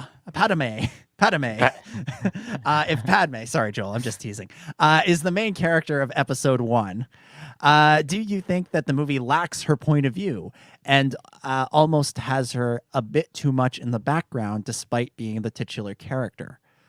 So I've been thinking about this. Sorry. I've been thinking about this while you were talking before, so it's already in my brain. I don't think Star Wars films have main characters. I just don't think they do. Like, because I'm thinking back to A New Hope, and I'm thinking of the perspectivism in that, and it's like pretty, Leia's got a good amount in that film, and it starts with her. and then Luke does too. But then, you know, you get a good amount of some other characters too, like Han and Obi-Wan. And then thinking about the Phantom Menace, it really is difficult to figure out who's the main character of that film, because, you know, you start with Obi-Wan and Qui-Gon, and they seem like they're the main characters. But then, you know, the plot seems to center more around Padme and Anakin and their origins in the film. But the perspectivism is always shifting. Like, you have a lot from Padme's perspective as you're coming to Tatooine, but then once you get on Tatooine, things really shift towards Anakin's perspective. And by the time you're in Coruscant, you're more from Anakin's perspective than you are from Padme's perspective. And then it kind of is, I think, at the end of the film, they do that really good job of splitting back and forth and showing what's going on with different characters. So you have what's going on with Obi-Wan and Qui-Gon with Maul. You have what's going on with Anakin in space, and what's going on with Padme and the Theed Palace. So yeah, I don't think it's really hard to just say this character is a main character. So that being said, I don't think the movie lacks her point of view, nor any other character's point of view. I think it's actually really well balanced in that regard of showing how different characters are reacting to different things. You have so many moments where a character says something about another character, and then you're just your perspective is always shifting. You know what everybody's thinking about the situation, which I think is very well done. I agree. I think that I agree to a point in that I think Phantom Menace is certainly the most ensemble of all the Star Wars movies, but I do think that Star Wars movies all have a main character. I do. They have big, expansive casts, but they have a main character. And I think when you look at the original trilogy, yes, Han and Leia are important players in that. But at the end of the day, that's Luke's story. Luke's story is the one that has the most complete arc through New Hope, Empire, and Jedi. And what happens in those movies tends to hinge on what Luke does. And I think you can say the same about Anakin in episodes 2 and 3. And I think you can say the same about Rey from about halfway through The Force Awakens until The Rise of Skywalker. And for that first half, you would say it about Finn. Whereas with Phantom Menace, I do think Padme is the main character. I do think that she's the one driving most of the action. Even though, yes, she's not the one we're introduced to first, but neither is Luke in A New Hope.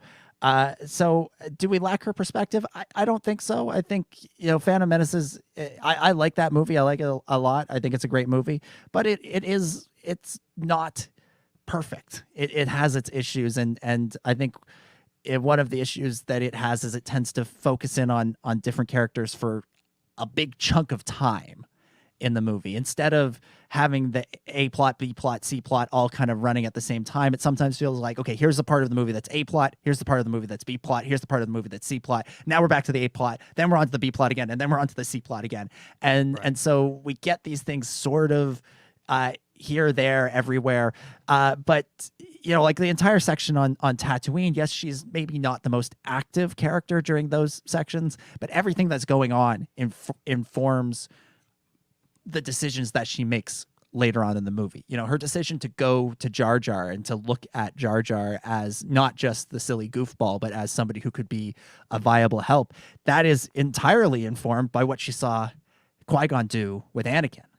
If she's not there for that, she has to see that, because if she's not there for that, I don't think she looks at Jar Jar later in the movie and goes, this is our solution. Because most people look at Jar Jar the way Obi-Wan looks at Jar Jar, which is just some crazy local.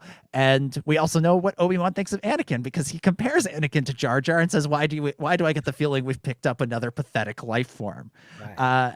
So in that sense, I think it has more to do with the way George chose to write and structure Phantom Menace than Padme lacking, or the movie lacking her point of view. It's just Phantom Menace is a differently structured movie from what we're used to. Yeah, I think I think I'm actually kind of halfway between both of you on this. I'm kind of, which is way I normally Stop do. sitting on the fence, Ben. Well, that's why there's a lot of times that you will notice on this show, and now you can actually see it happen, is that I will sit back and listen to you both. And I'm like, oh, he makes a good point. Oh, he makes a good point. And I'm like, I'm like, okay, they kind of made it. I have nothing to argue about. But like, I am kind of the opinion that like some Star Wars movies, or maybe most of them, don't really have a main character. It is more of an ensemble cast, but at the same time, there is seems to be a central character a lot of times, overarching through all the films. And then you have the conundrum that is Phantom Menace. That is like, who is the main character? I think the fact that this debate keeps coming up and the fact that we really never come up with like a solid answer sometimes, it shows that like how messy Phantom Menace is, even though I adore that movie. I think it's excellent, but it's got its issues, and I think it's not your general movie. It's not a movie that you can point to and say, this is this type of movie. No, it's kind of all over the place. It doesn't really have a main character because it's just doing certain things. One character takes you to another, and you continue with the plot. I like the idea of Padme because she is a driving force behind the movie. And she is there for a lot of it. I think there's a strong argument to things. Like that said, yes, you can draw comparisons to like, well, why is she in it more if she's the main character? Well, maybe she's not the main character because, we're just making this up as we go along, just like George did. But I think it's interesting kind of think about this. And also, and let's not face it, like, Padme wasn't treated the best in these films. She gets a really good part in Phantom Menace, and she's there for Attack of the Clones for a good bit of it, and then she's kind of gone. And it's I think her character, there was a lot left to be desired, and I think she's really strong in places. I think Phantom Menace is one of her strongest, but she could have been stronger, and that's the way of things. That is how storytelling works. And that's kind of probably what confuses things, because again, the way you're looking at it, Dominic, I like is this idea of you look at an entire trilogy together, you can kind of pick out what characters stand out the most that way. But it's hard for me. It's hard to do that when you look at a film by itself. And that's why Phantom Menace gets strange in that regard when you're trying to look at it that way, because there are the prequels, there's aspects of them that don't feel completely cohesive. And one of the most glaring ones is Padme's character arc in the prequels. So it's like kind of like the situation where Finn is kind of like the main character at the beginning of the sequel trilogy, but then very quickly Rey kind of supplants him. It's probably, you could make a similar comparison between Padme and Anakin in the prequels. And then of course, that's when you realize that J.J. Abrams was just trying to ring theory the whole thing. That's why all that stuff happened. But maybe you should not copy some of the actual flaws from the prequels. So that's intriguing. I ultimately, if I were to write a Star Wars film, I would agree with, who was it that said Star Wars is like an ensemble? Was that Headland who said that? Star Wars is an ensemble. I feel like a lot of people have said that. I think Daisy. No, it was the person working on the video game said that. Someone working on a video game said that. The open world one, or somebody said it. Somebody at some point said that. Yeah. Multiple people said Star Wars is an ensemble cast story. And I agree with that. So I would go into a story thinking like, these are my main characters.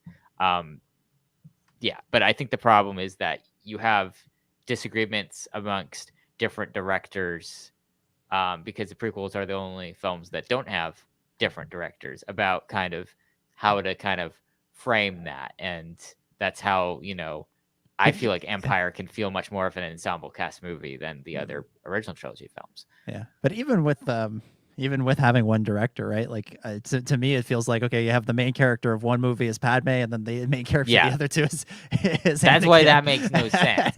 There's no reason for that other than George being George and not caring. Yeah, I think one thing I've thought about from time to time with Phantom Menace is I think George almost like fell backwards into an idea for Phantom Menace that might have been really interesting for the entire prequel trilogy, which is we see Anakin's redemption in the original trilogy through the point of view of his son.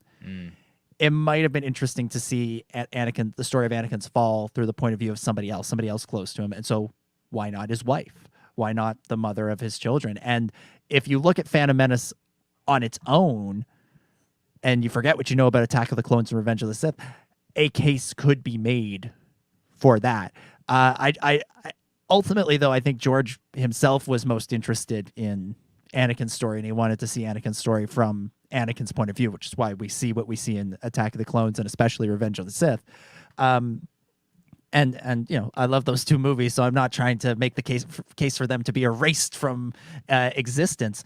But I do think that an interesting tact that could have been taken, the road not taken, might have been to say, all right, we're going to do the entire prequel trilogy from Padme's perspective, and we're going to see Anakin's downfall through the point of view of the mother of the person who will one day save him, and the mother of the person through the eyes of whom we will see his redemption.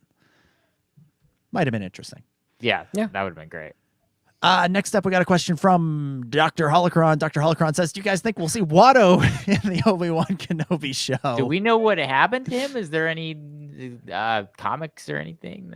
The only thing that I remember is from the old, not the comic, but the animated version of Old Wounds that was on YouTube years ago. It probably still is. And it's Maul brags to Obi-Wan about killing Watto, about going to search for him and killing him, cutting his head off. That's the only thing that I remember. What a dumb thing to brag about, Maul. Like, seriously? But I killed Watto. He goes through the whole spill of, like, I went to Camino. I killed a bunch of Kaminoans because I was looking for you. I missed you. And then I went out here and I went there. Obi-Wan never even met Watto. Why would that mean anything to him? Like, Obi-Wan's a nice guy. He would feel bad about Maul murdering somebody, but he never met Watto. It's not like him and Watto were BFFs drinking down at the cantina every week. Although that would be a story I would want to see. That is a Detours episode we were robbed of. This is where you do that story. You have Watto not knowing his relationship to Anakin. Obi-Wan has a relationship with Watto. He's working with him. He's selling stuff to him or whatever. They should. Watto should know. They should know each other's like backstories, because that way they can get together and complain about Anakin. Obi-Wan would be like, I remember this time he wouldn't listen to me on K2 the Moiety, and Watto would be like, yeah, and that was the time he didn't fix the pod racer. And yeah. I love the meme that's going around. That's been very popular when I post it. It's someone carrying like old Watto into a nursing home, and it's like hidden Watto's like, you know, I used to own Darth Vader, and she's like, yeah, sure, Watto, that's great. Apparently, I'm looking on Wikipedia right now. Apparently, during his exile on Tatooine after Order 66, Obi-Wan Kenobi purchased a humidifier from Watto at an inflated price. Oh, there you go.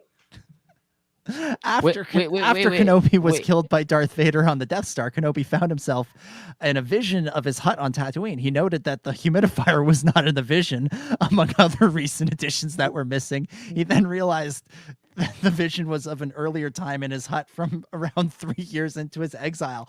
Why is that relevant? Why is that on the Watto Wikipedia page? Beyond that, of all the places where you would need a humidifier, Tatooine...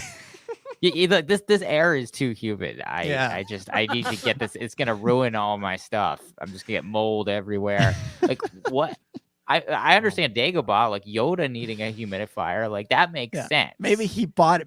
Maybe he thought his vision was of 3 years in the past. But really, what happened was he bought the humidifier and then shipped it up and mailed it to Yoda. And was like, it put like a nice little note in it. And said, thinking of you, Kenobi or something. Yeah. It's weird. There we go. So that's Watto in the Obi-Wan show. I don't know. Why not? Like, throw him somewhere in the background, right? Like, if they can put R5-D4 in The Mandalorian, then they can sure as hell put Watto in the Obi-Wan Kenobi show. Kind of deep cut, or it's not even a deep cut. It's just a cut that they would do. Yeah. Do it. I think that would be great. All Okay, what else? What else we got? I know there was another question here I wanted to get to. Where is it? There it is. Yes. Joel with another question. One more question from me. If you could take a Rick and Morty dimension gun, what timeline of Star Wars would you want to enter? Like, for example, the timeline where George made the sequel trilogy in the 90s. It would be tough because, first of all, I do think this timeline might be the best possible timeline, which is awesome. What, the one we're in now? The one we're in now. Yeah. So that's great. I'm not like longing for another timeline, which is awesome for everybody. But if there was another one, I would go for George Lucas holding off on selling Star Wars to Disney a little bit longer and waiting until Netflix got big and maybe doing the Star Wars live action Underworld series as a Netflix series. I think that would have been very intriguing to see. And then in that time, we would also have gotten Detours as well. Ben, if you can just look up from behind the question, which for everybody listening is kind of blocking Ben's face. I kind of agree. Like, I think we're living in the best timeline. Is as bad as it is sometimes. It's pretty darn good. I just out of curiosity, I think I would be like, what's going on in the Clone Wars never ended in the first place timeline? Yeah. What season will be on? What will be happening? Because I feel like that show, it would have got wild, guys. I can't even imagine like what season 12 of Clone Wars would have been. Like, just when you look at the episodes that didn't get made, yeah, I just feel sad. Like, I love the 12 that we got for season 7. I love them to death. But my God, there was some incredible stuff in there, and I just can't imagine what it would have been like to see that in a timeline, even where if the sequel trilogy didn't exist or the sequel trilogy was held off on for 5 more years or something. That would be I'm not vindictive in the way that, like, I didn't want the sequel trilogy. I wanted, like, I would take both. Like, do them simultaneously. I don't care. That would have been actually interesting if it just kept going and there was sequel trilogy and all this stuff happening and the Mandalorian comes along and Clone Wars just keeps going, and like, that would have been interesting. I'm gonna go a little bit off the board here, and I'm gonna say I want to be zapped into the timeline where the Phantom Menace was received as well as it deserved. Jar Jar animated show. That's what would have happened. I'm not even necessarily talking about it being considered the greatest movie of all time. Just it being considered, a good, solid, entertaining movie. And I'd like to see that timeline where the prequels were allowed to continue without the vitriol. And I would like to see what George would have done once he got to the end of that trilogy if he hadn't been dealing with the fact that people were yelling and screaming at him online for, all those years, telling him he did all sorts of terrible things to their childhood because he made a movie they didn't like. And I think it would have been really interesting to see how the prequels would have been impacted, Attack of the Clones and Revenge of the Sith, if they would have wound up exactly the same as we got, or slightly different, or very different, and then seeing where we went from there. I hope that in this version, then we could have had the live action TV series in 2008 when they originally wanted to start having it come out, or 2009 to go along with Clone Wars. Like, I think there's some interesting things that could have happened. So I'd like to live in that one, because I also think that just people would be nicer to each other in that version, and we wouldn't have we wouldn't be dealing with quite as much. We'd still have some toxic fandom, but we wouldn't be dealing with quite as much. It would be a different kind. Yeah. Yeah. What I think would happen in that timeline is we would have just gotten episode 7 a lot sooner. Like, I think he wouldn't have gone to necessarily. I mean, he probably would have done TV shows too, but I think he would have also continued working on films and wouldn't have taken as much of a break from it. Would be my guess. And we would have gotten to see his version of episode 7, 8, 9, probably. Right. Which And then let's see, this was Matthew kind of jumping off of what I had said, was asking if that series had happened, Star Wars Underworld, would you change your name or ride the wave of mixed Google searches? We actually, I think I sent an email at some point to Lucasfilm saying, if this show gets made, what do you do? What are you going to do to our Facebook page? Are you going to take it? Important questions. And the fact that I was even asking that meant we probably wanted to keep the name. Yeah, I think so. Look, if Kathy were to have us out for lunch, maybe we reconsider. Yeah. We want to go to that breakfast. We want to go to that next breakfast. Yes. All right, another one from Doc Holocron here. Since we have surviving Night Sisters post Revenge of the Sith, do you think we could see the Night Sisters reemerge during the sequel era? Yes, sure. I think I think whenever you come up with a good faction in Star Wars, they're gonna stay. Just like the Mandalorians, they're in so many eras. So I think the Night Sisters should be too. And the Night Sisters are so unique because of their use of magic. It's not something that any other real faction that's in major canon has a grasp on the same way as them. So they're very, very unique. And so I think that they basically open the door for different types of storytelling and different types of plot situations that characters that either have the Force or have weapons can't. So yeah, I think that's they should be used more. I think as much as I loved those episodes of Clone Wars, and especially with the trajectory it sent Ventress down and her storyline, it was a bummer to have all of them wiped out. I think it was a really interesting world, Dathomir, all that kind of stuff. Keep going back to that even after they were gone. Going back to in Rebels, was really cool. So I really liked what they did in Jedi Fallen Order, bringing them back, having all that kind of mythology in there, and kind of literally resurrecting it in some way, and setting it up for the future there, where you could easily have in the sequel era, past the sequel era. I like the idea of using the Force in different ways, and they're so fascinating. So having especially an all-female race of that's just really cool, especially for representation ways. Yeah, give them a movie or something like that. Yeah, do that. That'll be interesting. In our ninth Jedi-esque sequel trilogy, maybe they could be a major faction in there.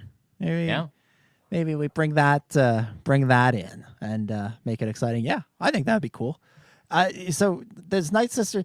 Is the character that people always ship with Cal Kestis in Jedi Fallen Order, is she the Night Sister, or is she a different? I think so. Do I want to say? I want to say Mara, but that's not right. Sounds about right. Okay. Let me look this up to make this thing, because Jedi Fallen Order fans are screaming at me right now. It's been a good 2 years since I played that game. I was starting to forget some of the details. Yeah. Marin. I was close. Yeah. I'm That's I almost had it. Yeah. Almost had it. Yeah, I like it. I bring it on. What characters? This is another one from Joel. What characters coming from new material in general, like Mandoverse or Bad Batch, do you want to see make it to the sequel era and post-sequel era? Example: Grogu and Rey meet and team up. I want to see Omega. Yeah, Omega. I want to see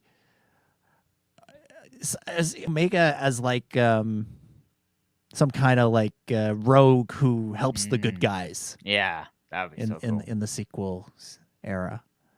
I want 900-year-old Jedi Master Grogu talking to Kara, the Ninth Jedi. Yeah. There we go.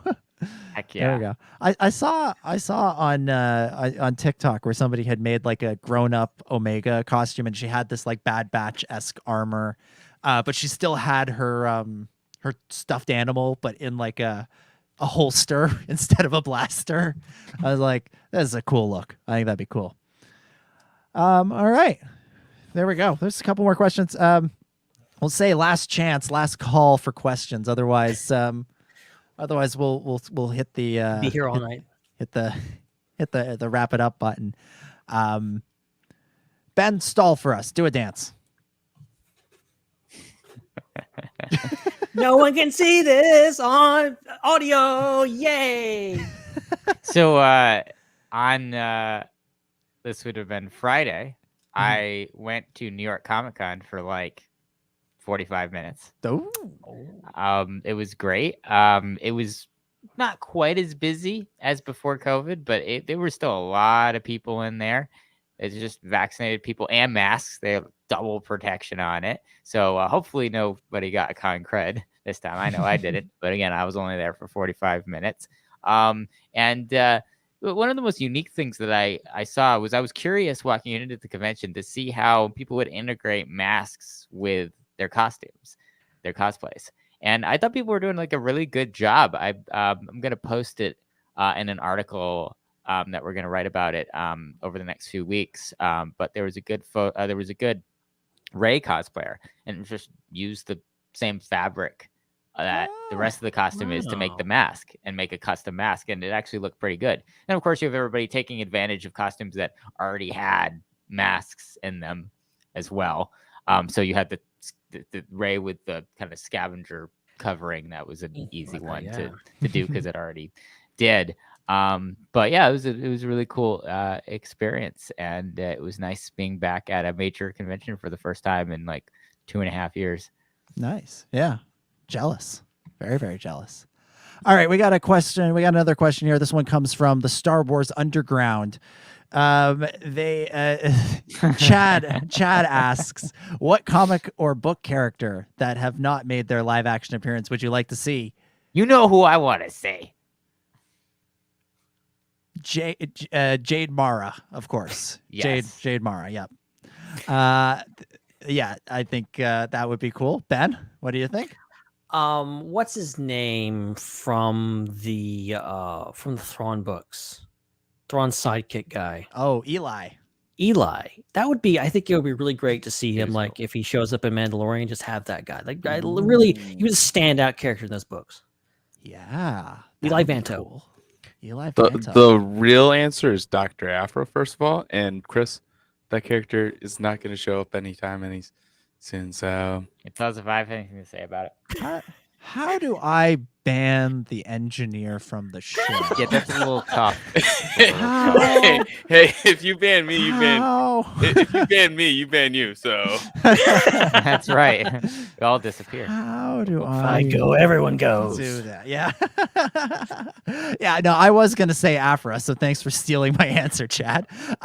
You sir are welcome. Yeah, Afra or like, I don't know. I feel like a character, like I never would have predicted Cobb Vanth. So like, I feel like it's got to be somebody that like I'm not thinking of. So I'm trying to think, who am I not thinking of? But then I'm thinking of people that I'm thinking of. So then that doesn't work. So I need to find somebody that I'm not thinking of. I don't know. I think I want that like redneck Jedi guy from the Qui-Gon and Obi-Wan book. And and then who was in the Dooku Jedi Lost books, audio drama. I want that guy. Takes a bath every week or every month. Yeah, I like that guy. I want to see that guy. It's let's say Wraith. No, it's not that. How am I not thinking of any names now? Jeez. There it is. Ben. Bail Avaros. There you go. Great.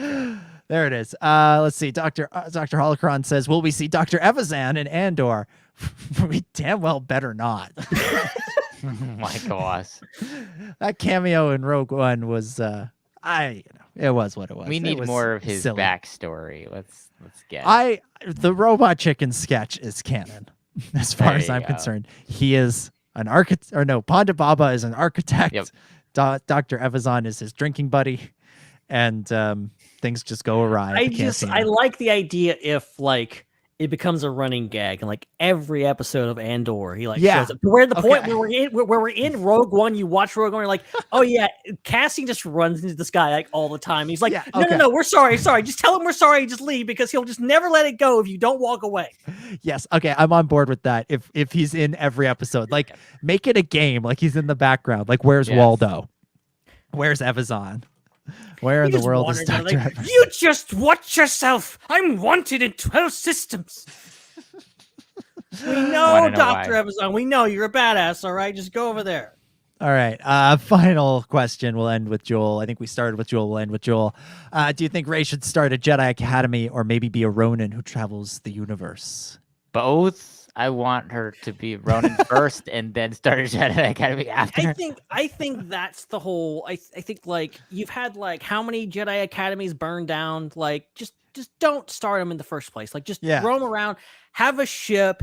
If you have a student that goes south, just leave them on the planet and go to the next planet. Like, wait, are you talking about van life, Ben? Yes, exactly. She's living in a space van. It's like the Spaceballs van. It's just traveling the galaxy. There we go. They pick up the old Pullman and they have an adventure. There you go. There you go. Yeah. Yeah, sure. I agree. Both. Yes, both. Both. Okay. That's it. That's it for questions. That's it. That was great. Those were great. Thank you, everybody. Thank you, everybody, for those. And for everybody that was not listening live, or whether you're listening on Spotify or Apple Podcasts, or you're just watching after the fact on YouTube, tune in live. We'll do this sometimes. But if you don't want to wait for a week that we do this, you can also email them in swunderworld@gmail.com. Send them in. Send in your questions, or send in your thoughts on everything that's going on in Star Wars, and we'll get to them eventually on the show. But I think with that, we will begin to wrap things up for this week. All right. So that'll do it for this episode of the Star Wars Underworld podcast. We want to thank everybody for watching us live on YouTube, or watching or listening to us later after the fact on your favorite podcast apps. We, of course, will be back with another episode of the show, same time, same place next week. And in the meantime, as always, at the SWU is where you can follow us on social media for many quotes and memes and important updates about what's going on in the Star Wars universe. Dominic, thank you so much for hosting tonight. It was my pleasure. As always, great fun getting into everything that we talked about this week, whether it was a cute animated trailer, interesting quotes from people making Star Wars, or just me complaining about headlines on the internet. Okay, I didn't have a lot of fun with that part. I really wish people would just say man visits building. That's all you need.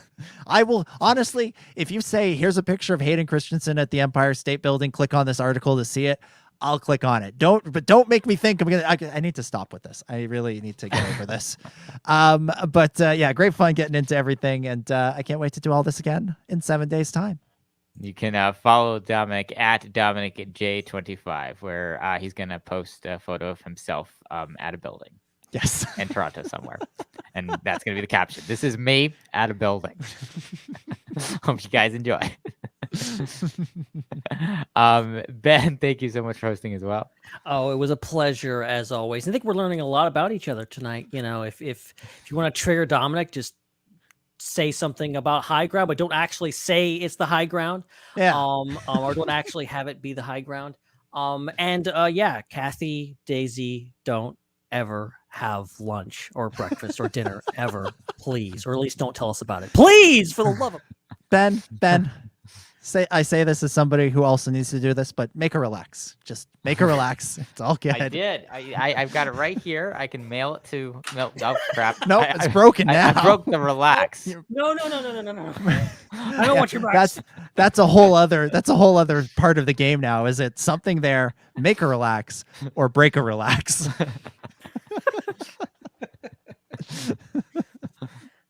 This is boy. I hope the three other people listening to the show that get that reference really enjoyed this episode. They're out of their seats. I don't know if you were finished, Ben, but I think at Ben Hart with no E. I've said too much already. Please. At Ben Hart with no E is where you can follow him on social media. You can follow me at Seek3PO. If you are watching us on YouTube, please hit that subscribe button. And if you're not, go to YouTube, youtube.com/Star Wars Underworld, where you can see the relaxes that we make. and Dominic's hilarious backgrounds. Oh, I just realized that's what Ben and Kieran are doing behind me. They're making a relax. It all ties together. This was all planned. They just have different ways of doing it. Ben has a Ben has a snooze. Kieran poses for pictures. Help us get to 1,000 subscribers so we can make a relax. Until then, we're not going to. No. We're so close, 60 some away. And definitely please check out those other shows on the Culture Slate Network as well. A great episode yesterday of Star Wars Culture. Super fun. Make sure you check that out over on the Star Wars Culture channel. And that's, of course, where you can see our engineer Chad's face and all the relaxes that he makes over there. I'm just gonna work that into every plug now. Yeah, of course. Every plug needs to make a relax. And then you can watch us constructing the show on Patreon, patreon.com/the SWU.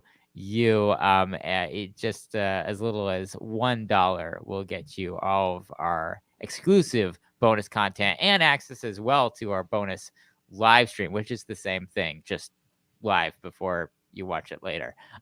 It's not separate, but that's also fun. You'll get the link to that. swunderworld@gmail.com is where you can email us. And of course, you can find our merch over at tpublic.com/user/the Star Wars Underworld. And if you are listening on a podcast app and it lets you leave a review, please do that. It helps us out a ton. So that is it for this episode. We'll be back again for next week.